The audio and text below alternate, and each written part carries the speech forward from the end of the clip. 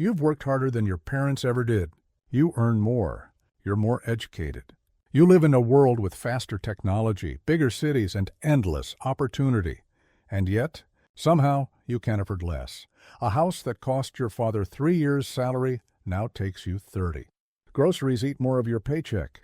Healthcare, education, rent, all climb faster than your income. It doesn't make sense, does it? If the economy is growing, if wages are rising, if we're more productive than ever, why does it feel like we're all running on a treadmill that never stops? This is the great money illusion, the quiet trick that convinces you that you're moving forward, when in reality, the ground beneath you is shifting. The illusion works because it hides in plain sight.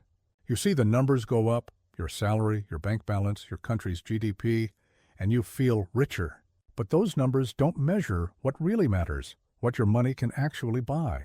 50 years ago, one income could buy a house, raise a family, and still leave room for savings.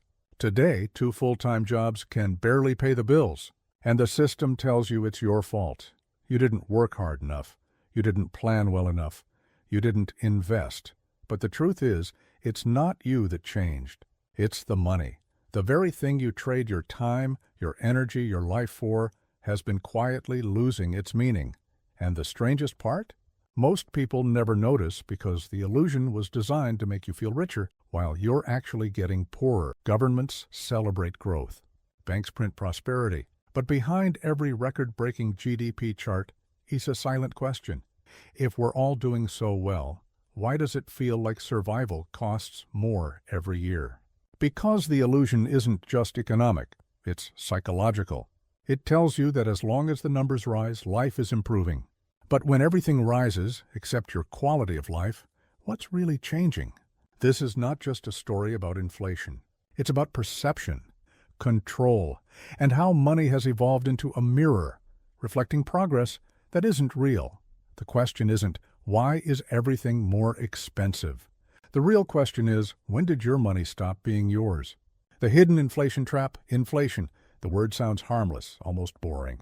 You hear it on the news every day, spoken in calm voices by economists and central bankers. Inflation this quarter was 3.2%. It sounds under control, predictable. But what they never tell you is this. Inflation is not just rising prices. It's a silent transfer of wealth. Here's the truth no one likes to admit. When prices go up, your money doesn't lose value because goods become expensive. Goods become expensive because your money loses value. Inflation is not a natural disaster. It's a policy.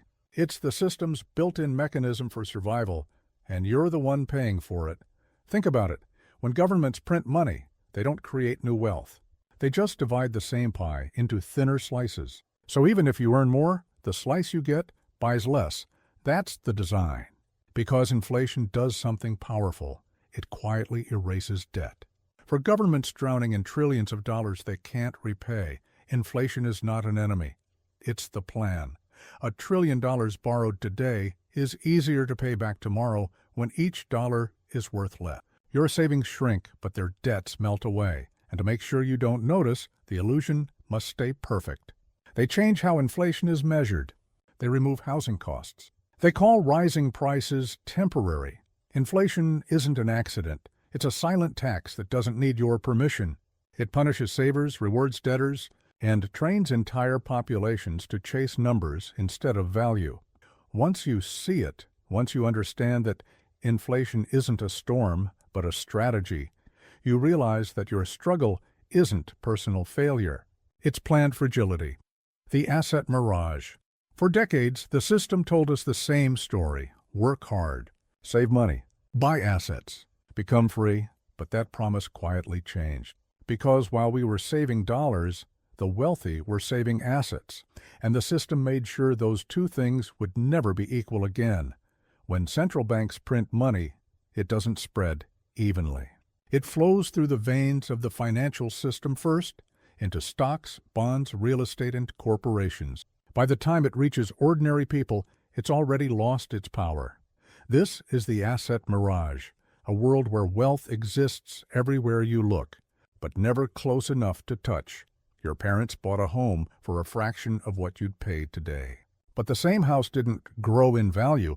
The money lost its worth. Every crisis, every stimulus, every bailout, new money enters the system, and the same pattern repeats. The rich get richer through inflation. Not despite it. It's not a ladder anymore. It's a carousel, one that spins faster every year, while ordinary people keep reaching for the brass ring that was never meant to be caught. This is how inequality hides in plain sight. The rich don't need to steal from the poor. They just need to own what's measured in dollars, while everyone else holds the dollars themselves. The psychology of progress. The most powerful illusion isn't economic, it's psychological. Because once people believe they're advancing, they stop questioning whether they really are. The modern system doesn't just create money, it manufactures contentment. It teaches you to measure progress through symbols instead of substance. Each upgrade feels like success, but it's really just expensive stagnation. That's how the illusion survives. It replaces prosperity with perception. Governments learned long ago that as long as GDP rises, confidence stays intact. But GDP doesn't measure happiness, security, or freedom. It measures activity. As long as we keep working, buying, and borrowing, the numbers go up. It's the perfect mirage. The economy grows like a balloon, full of air, not substance. It's not meant to make you rich. It's meant to make you feel rich enough not to revolt. And to maintain that illusion, the system had to master one thing: your attention. Social media turned comparison into currency. You're told that your progress is a product, that meaning can be purchased, that success is visible, and that your worth rises with your consumption. While you're focused on the symbols of progress, the system quietly takes the substance of it, the illusion of wealth. We were told that wealth meant freedom. Freedom to choose where to live, how to spend time, and what kind of life to build. But somewhere along the way, that definition changed. Wealth stopped being about freedom and became about numbers. Today, wealth is measured in digits on a screen: stocks, account balances, valuations. But none of it guarantees security, time, or control. It only guarantees one thing: the illusion that you're doing better than you really are. Most of what we call wealth isn't real. It's borrowed time. It's value created by debt, inflated by speculation, and validated by collective belief. The rich don't experience this illusion. They own the assets that inflate when money is printed. They hold equity, not cash. They don't save money. They store power. That's the key difference. Money is no longer a measure of value. It's a reflection of hierarchy. Those at the top convert money into influence. Those in the middle convert time into money. And those at the bottom are told to be grateful for the scraps of both. The real value of money. Money was never supposed to be the goal. It was supposed to be a tool, a symbol of trust, a bridge between effort and reward. Somewhere along the way, that meaning was lost. We began to serve the tool instead of using it. We traded hours for digits, peace for progress, and meaning for metrics. And as the numbers kept growing, life quietly shrank. Money, in its truest form, isn't wealth. It's a story of belief. When people believe in a currency, it works. When they stop believing, it collapses.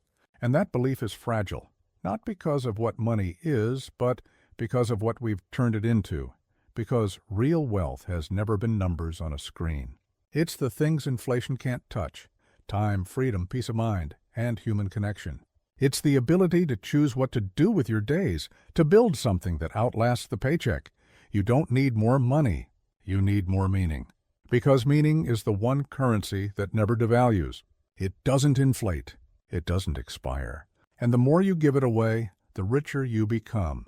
The race was never real. It was just the illusion that you needed to run. And the moment you stop chasing, the illusion breaks. That's when the numbers lose their power. That's when money becomes what it was meant to be, a servant.